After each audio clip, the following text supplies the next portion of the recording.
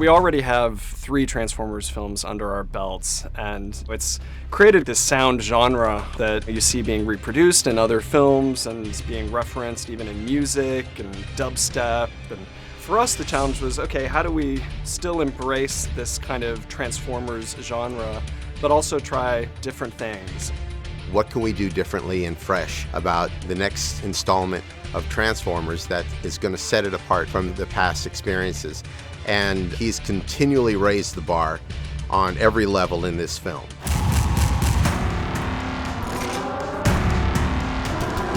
A lot of this film was shot on location in China, so it was a brand new location for Michael, and production recordist Peter Devlin, who did a great job, had all sorts of challenges. They were up on top of buildings, they were on the streets. So a lot of practical locations, a lot of running through the streets. And so it was difficult for him. And when we got to post-production, he had called me, actually came and visited me and warned me that we would have our hands full. But it all turned out fine. We had not much ADR, mostly production, and the film was constantly changing and being previewed, and so we had our hands full. This is the first movie for us to mix native Atmos, which was very exciting for me personally. From obviously panning and having that kind of resolution in panning was very cool, but more importantly, the bass management in the ceiling. When I pan a robot from front to back, or if he lands in the surrounds, the weight of him, I could never carry that weight to the back. Now I can, which was pretty exciting.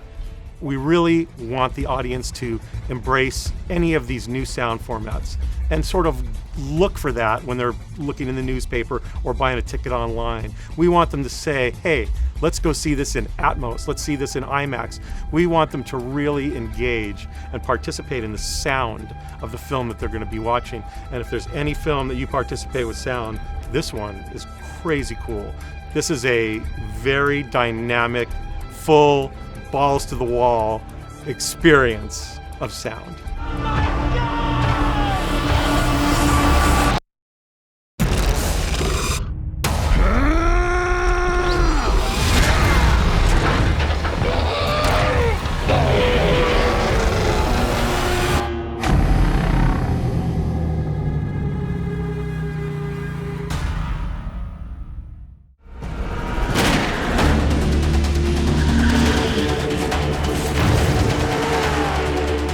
For speed, I'm gonna put you in the seat and let you drive at 230 miles an hour.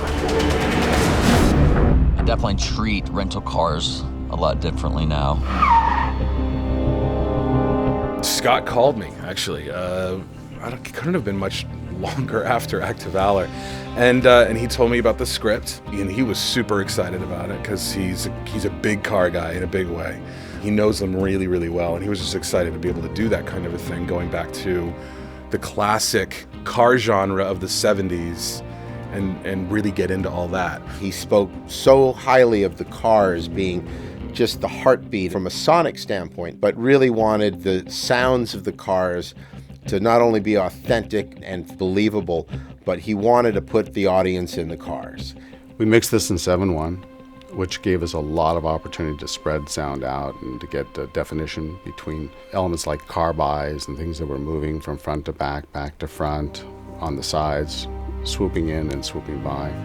So Greg was able to use the sound field really effectively that way. When I feel or see 3 cars or 4 cars zip by, I want to hear 4 cars, not a blur of sound. So really wanted to have these peaks and these buys be articulated so that the definition of each and every buy was felt. Because in order to separate sounds, we can either pan them apart from each other, or we can separate frequencies, high, mid, and low, so that you can hear an expansion of multiple sounds playing at the same time.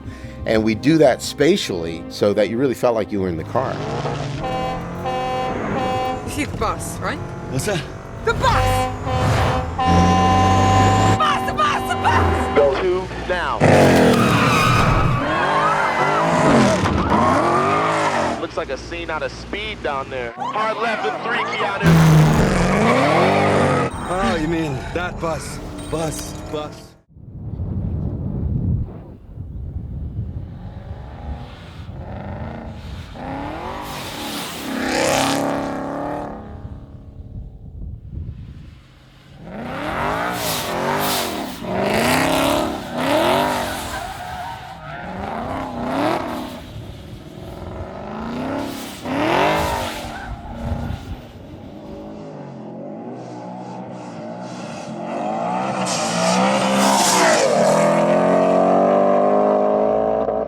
actually use a lot of dynamic mics. They can handle the sound pressure, and Omnis are a little bit less wind sensitive, because that's the thing you have to avoid of all costs. As soon as the mic blows out, your signal is ruined.